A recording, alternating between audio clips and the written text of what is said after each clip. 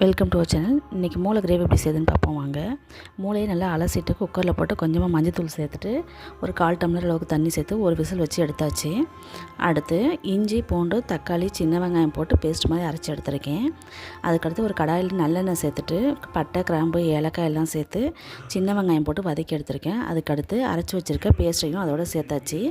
சேர்த்துட்டு நல்லா வதக்கிட்டு பச்சை வாசம் போனதுக்கப்புறம் கொஞ்சமாக மஞ்சத்தூள், நம்ம ஏற்கனவே மூளை வேக வைக்க மஞ்சத்தூள் சேர்த்துருக்கோம்.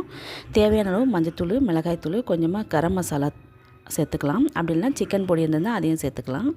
அப்புறம் தேவையான அளவு உப்பு சேர்த்து தண்ணி கொதித்த உடனே நம்ம வேக வச்சுருக்க மூளையை அதோடு சேர்த்துக்கலாம். அதுலேயும் கொஞ்சம் தண்ணி இருக்கும். அதுக்கப்புறம் மிக்ஸி ஜாரும் கழுவி கொஞ்சம் தண்ணி சேர்த்துருக்கேன். அவ்வளோதான். அதை போட்டுட்டு நல்லா கிண்டி விட்டுட்டு மூளையை இந்த கரண்டி வச்சே மெதுவாக கட் பண்ணி எடுத்தால் கட் ஆகிடும். தண்ணி வற்றின உடனே இந்த மாதிரி கிரேவி மாதிரி ஆனதுக்கப்புறம் கொஞ்சமாக மிளகுத்தூள் சேர்த்துக்கோங்க. கடைசியாக கொஞ்சம் கொத்தமல்லி சேர்த்து இறக்குனிங்கன்னா மூளை கிரேவி சூப்பராக ரெடி ஆயிரும். இந்த வீடியோ பிடிச்சிருந்தால் லைக் பண்ணுங்கள்.